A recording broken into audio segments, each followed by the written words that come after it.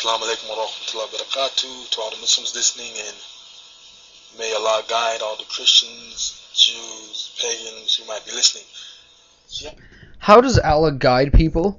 Let's see, by allowing their books to be corrupted, allowing them to be possessed by demons, like what happened to Muhammad, and even allowing the verses Muhammad gave of the Quran possessed by demons to get into the Quran and saying, oh, he'll just take them out later. Yet where's the gaps in the Quran in those verses?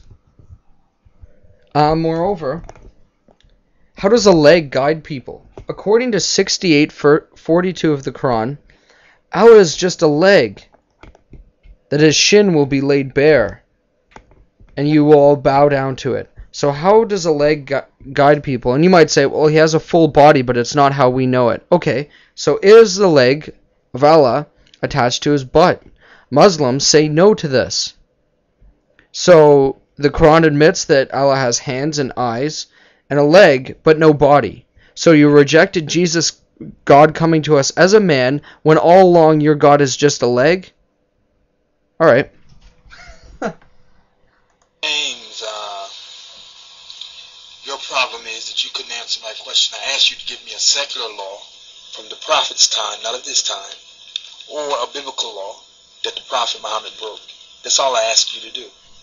I gave you 5 or 6 biblical laws, and I gave you a tradition of the Bedouin, which was part of their custom, not to kiss little boys. And they were against Muhammad doing that, saying, you and your followers kiss little boys? We don't do that. This is not natural to us. This is not anything good. And so they were against it.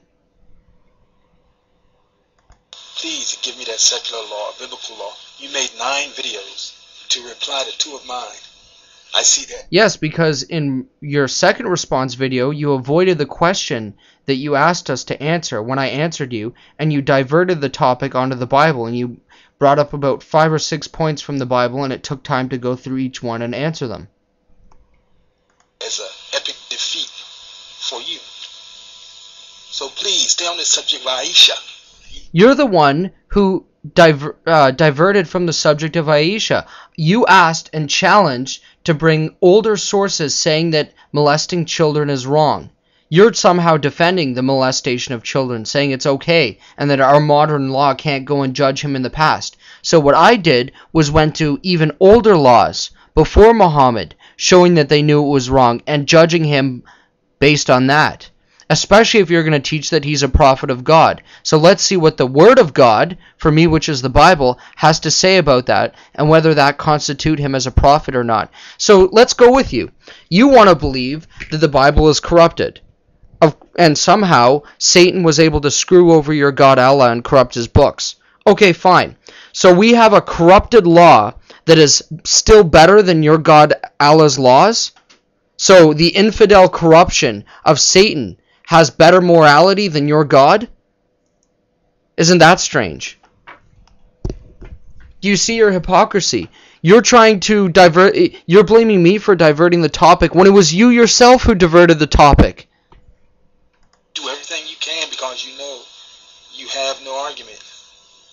It takes me a minute to respond to all 9 of your videos because you try to divert attention away from the original subject because you can't win. Give me a secular or religious law that was broken. I did. Maybe you didn't watch my videos, or you were busy praying while it was going on, but you missed out on it. Again, you brought up Romans 3 verse 7. I already answered you that. If you actually read the 2 verses before Romans 3 verse 7 and 2 verses after, you would see that he is talking about an argument that the people in Rome used against him, saying that if our lies bring out God's righteousness, can't we lie to bring out his goodness? And he said, may their judgment, may their condemnation be deserved. May they be judged for that, that is evil, that is wrong, for them to teach that is evil. Go back and read it. And this proves you are no Christian either, because at least a Christian would know that. You're just getting this off that kid answering Islam's website, and who doesn't know the Bible, and you yourself never knew the Bible. You were no Christian. And just, it's funny how you said that that the representation of Islamic countries is due to colonialism. I say no, it's the fact that they're in such a garbage state is because they follow Islamic laws. So let me get this straight. You want me to convert to your religion when the infidels are able to screw with God's people or Allah's people that he can't even protect them? Okay. What about the fact that I would have to believe that around every bend, Allah gets screwed by Satan every single time, and he does nothing. In fact, Allah even made it look and appear as if Jesus was on the cross, meaning he caused Christianity to start up, and he's going to somehow send Christians to hell because they believe Jesus was crucified? Because 600 years later, he suddenly decided to guide everybody back? Oh yeah, real smart.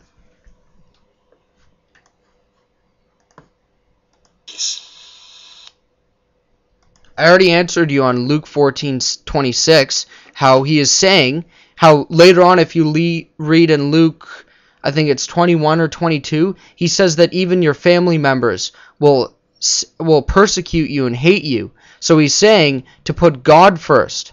And even if you read in the verse right after that it's talking about to put God in front of your family because they will hate you. So don't put their love in the way. And many, many people face this, especially people who leave Islam and come to Christ and come into the presence of the living God, is that their family doesn't speak to them. Their family says, "You're dead to me," and in many cases actually does kill their own children because of this.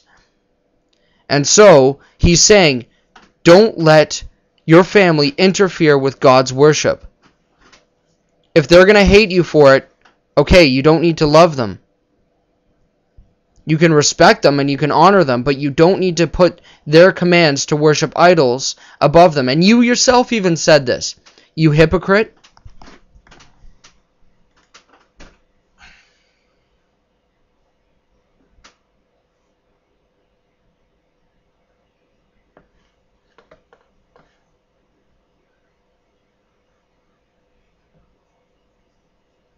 Yeah, you said you've put it up for more than a year, but here's the thing. When people answer you, you don't answer them back. You divert the subject. So maybe people have posted other video responses to you and realized you don't listen. And so they just gave up on you, as I'm about to do.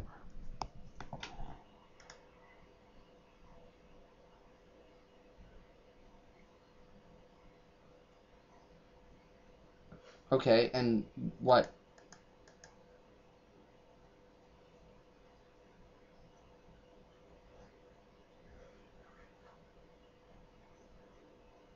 Okay, the Quran also says that Allah trusted the Torah with the Jews. So your God trusted his book, his life-giving salvation to people who would corrupt it. Meaning he permitted that to happen. Like the best answer Muslims give is, well, Allah was testing them. Okay, why do you test people with your word? Wouldn't you test them with something else?